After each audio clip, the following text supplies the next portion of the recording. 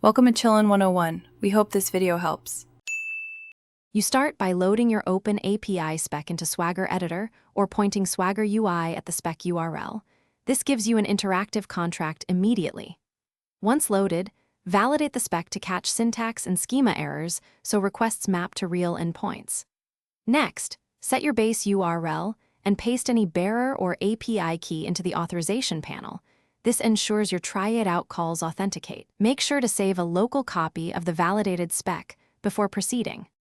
You now use try-it-out to populate query, path, header, and body fields with representative values.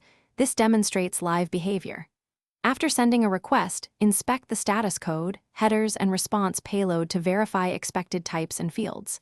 If responses deviate, step through examples and toggle different content types to reproduce edge cases. Once done, iterate the spec. Adjust schemas, required fields, or examples, and rerun the same request to confirm the fix.